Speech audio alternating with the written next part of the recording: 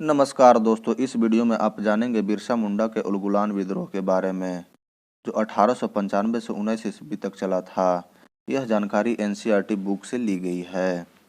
बिरसा का जन्म 15 नवंबर 1875 ईस्वी को उलिहातू गांव में हुआ। उनके पिता का नाम सुगना मुंडा था और मां का नाम करमी मुंडा था।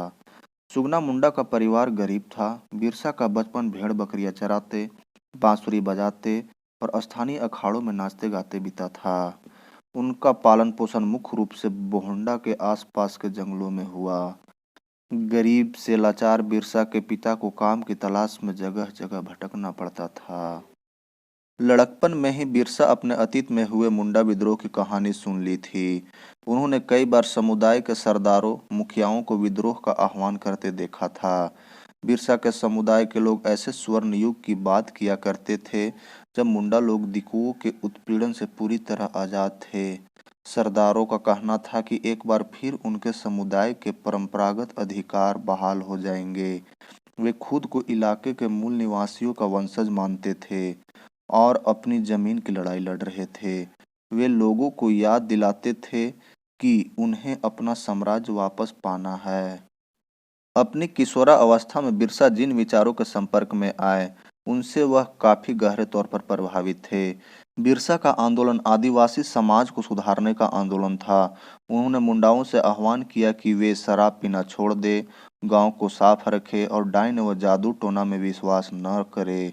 बिरसा ने मिशनरियों और हिंदू जमींदारों का भी लगातार विरोध किया। वह उन्हें बाहर का मानते थे जो मुंडा जीवन शैली को नष्ट कर रहे थे।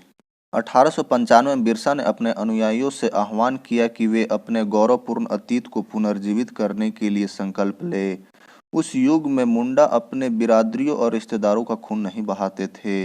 वे ईमानदारी से जीते थे। बिरसा चाहते थे कि लोग एक बार फिर से अपने जमीन पर खेती करें, एक जगह टिक कर रहे और अपने खेतों में काम करें। अंग्रेजों को बिरसा आंदोलन के राजनीतिक उद्देश्यों से बहुत ज्यादा परेशानी थी। यह आंदोलन मिशनरियों, महाजनों, हिंदू भूस्वामियों और सरकार को बाहर निकालकर बिरसा के नेतृत्व में मुंडा राज स्थापित करना था। जब आंदोलन फैलने लगा तो अंग्रेज ने सरल कार्रवाई का फैसला लिया। उन्होंने 1895 में बिरसा को गिरफ्तार किया और दंगे फसाद के आरोप में 2 साल की सजा सुनाई। 1897 में जेल से लौटने के बाद बिरसा समर्थन जुटाते हुए गांव-गांव घूमने लगे। उन्होंने लोगों को उकसाने के लिए परंपरागत प्रतीकों और भाषा का इस्तेमाल किया। वे आह्वान कर रहे थे कि उनके नेतृत्व में साम्राज्य की स्थापना के लिए दिकुओं को तबाह कर दे। बिरसा के अनुयायी दिकू और यूरोपीय सत्ता के प्रतीकों को निशाना बनाने लगे। उन्होंने थाने और चर्चों पर हमले किए और महाजनों व जमींदारों की संपत्ति पर धावा बोल दिया। सफेद झंडा बिरसा राज का प्रतीक था। सन 1900 में बिरसा को हैजा से मृत्यु हो गई और आंदोलन ठंडा पड़ गया। यह आंदोलन 2 मायने में महत्वपूर्ण था। पहला, इसने औपनिवेशिक सरकार को ऐसे औपनिवेशिक लोग आदिवासियों के जमीन पर आसानी से कब्जा न कर सके।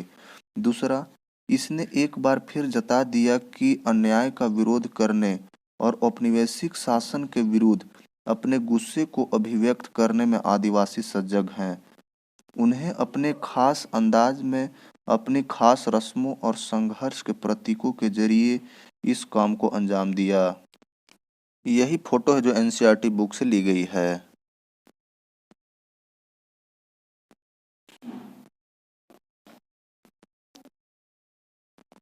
आपको जानकारी कैसी लगी कमेंट करके जरूर बताएं। चैनल को लाइक शेयर और सब्सक्राइब करें। अपना बहुमूल्य समय देने के लिए धन्यवाद।